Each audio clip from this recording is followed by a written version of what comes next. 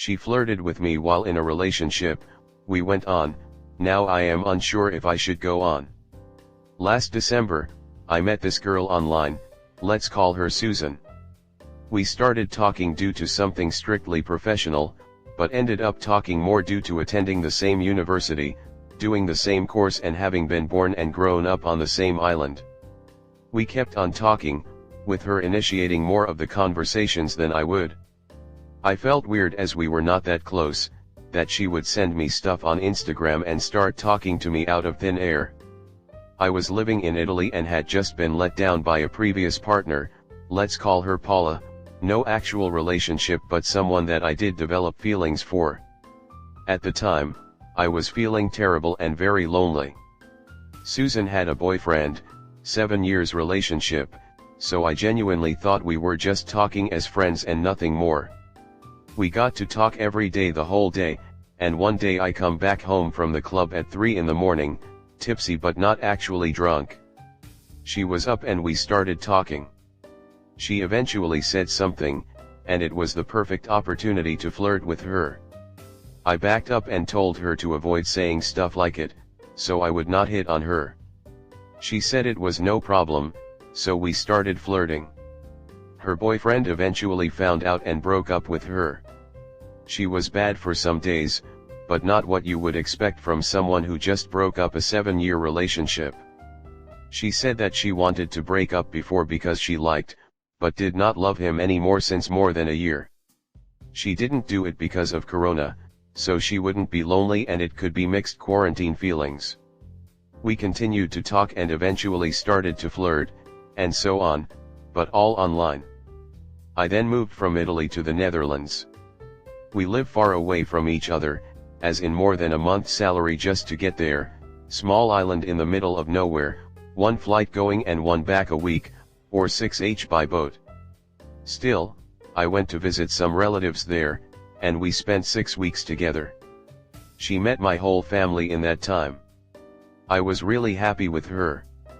I came back to the Netherlands, and she's moving to France, to a city 6h from mine, due to her own life plans, no influence of mine whatsoever.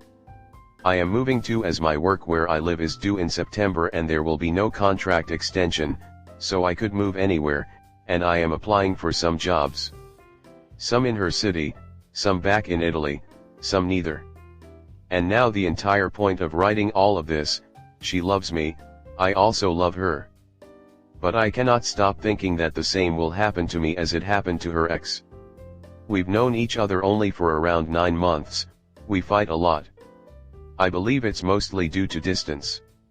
And I have considered having a long-distance relationship, as it seems that I won't get a job in her city. Nevertheless, due to her history of infidelity, in which I also was a culprit, I do recognize that, I would like some advice before moving on with this. Family is divided on the topic. Should I go on with it, and build a relationship, even if long distance? Should I give it a shot? Should I try to see/feel something that I might have missed? Feel free to share any thoughts. Some additional info that may be relevant. We fight a lot. Every week there's something to fight about, and fights last for days, 7h time zone differences. We had a rough start. I had my head on Paula and all my mistakes with her. Netherlands' culture is very far away from mine and I could not adapt and form romantic relationships. I have enough friends, yes, but I never even went on a date here as I find the city, 150k people, and the people too boring to even bother trying something, even with the other foreigners. I am grateful for all I learned here and the work I did, but I genuinely hate living here and am extremely miserable. Due to work, I lived in the Netherlands for a year, moved to Italy for 10 months and had to move back to the Netherlands. I loved my time in Italy, and it was the most fun I ever had in my life, by far. Apart from Paula, I was casually involved with other people. I was more engaged in my personal life, my love life, and even work itself. I moved countries 5 times in the last 4 years. 3 of those were to the other side of the globe. I had a 2-year relationship that only ended because I had to move again, and there was no way for her to move with me. I do not want to move again and start my life from scratch once more. I want to stop, get an actual good apartment instead of getting the cheapest thing I can find, as I will only live there for less than a year, so why bother? I want to build a family. Create roots in a place that I enjoy. I hate being alone all the time when I'm not at work. If I manage to get a job in her city, I do not speak any French. So interpersonal relationships / finding friends will be difficult. I love Susan, but I feel like I had stronger feelings for Paula. I did not love Paula. But the fact that I don't feel the same intensity for Susan bothers me. Comment. Until you get a handle on fighting, I don't think you should consider any reason to develop a relationship. You both seem naive, it's hard to believe you're fighting about anything. This relationship sounds like a problem. She's coming back to you because you liked her, you've gone back to her BC she flirted while in a relationship. You'd be better of starting completely over. In France she'll find a boyfriend, fast. Everyone kisses one another. Do not start a long-distance relationship. It's just not worth it.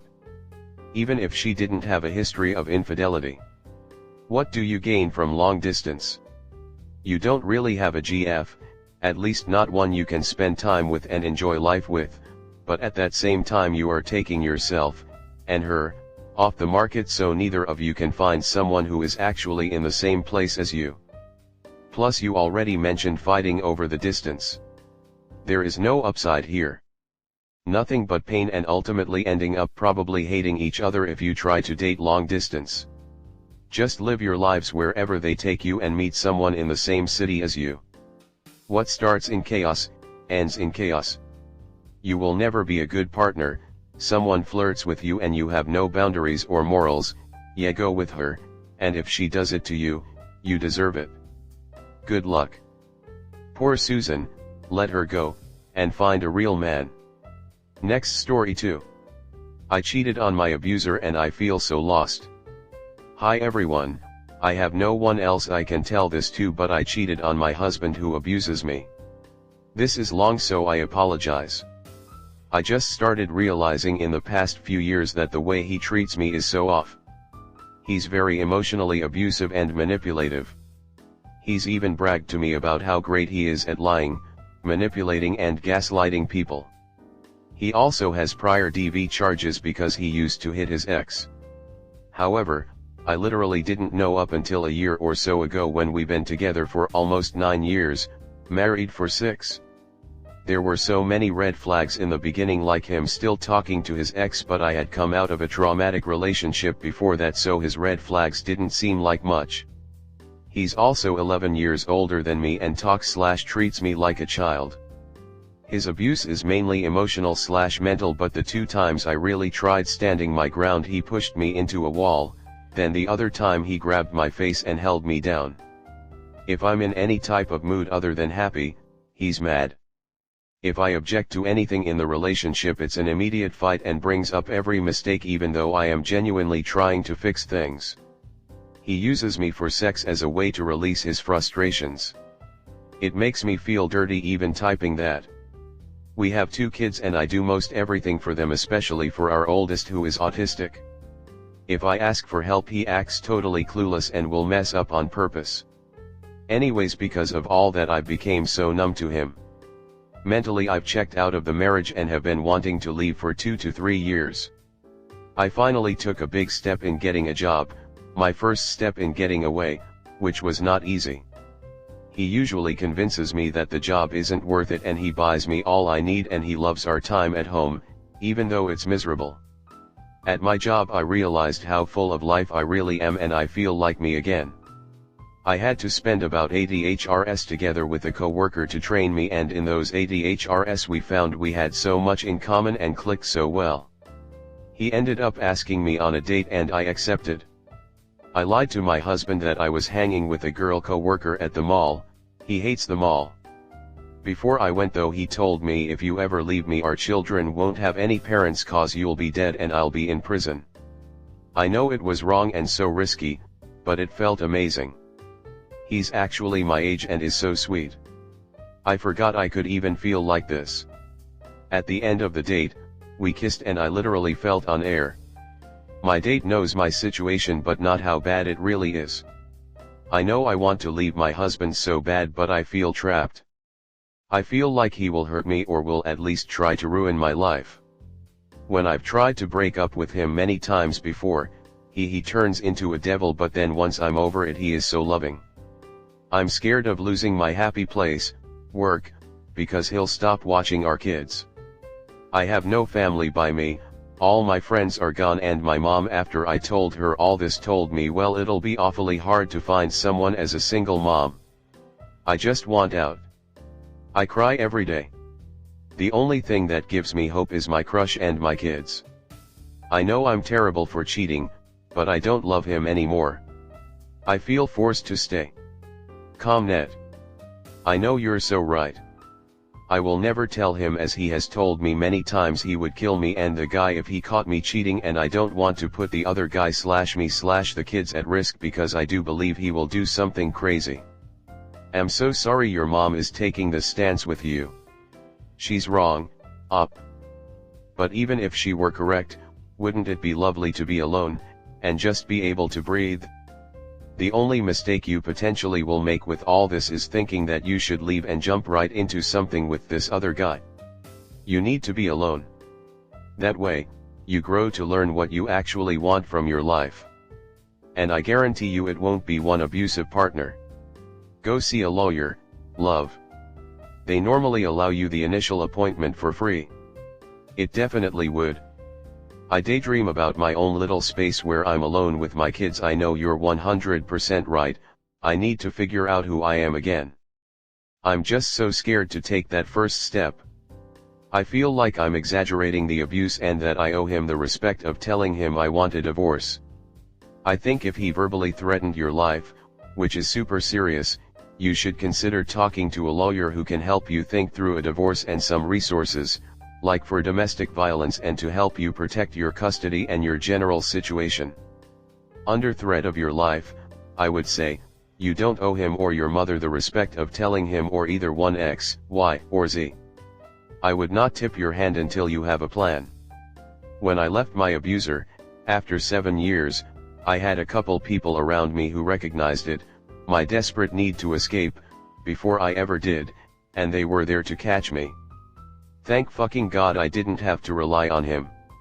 I left that apartment and never looked back. He tried to get me back and wouldn't sign papers, stalked me. But I got smart, fast, after getting scared by his increasingly violent language and behavior, ultimately refused contact, and had him serve the papers so I could stay safe. He ended up taking over the lease, and holding onto it for years, which I had secured for us originally as a couple, but I got to safely move on with my life. My mother also took his side. And stayed in touch with him. We didn't have children together, thankfully. I'm also recently heard from a subsequent ex I had never met, that he did have children with, that he beat her severely. It sounded to me like she could have been killed, though she didn't necessarily say that.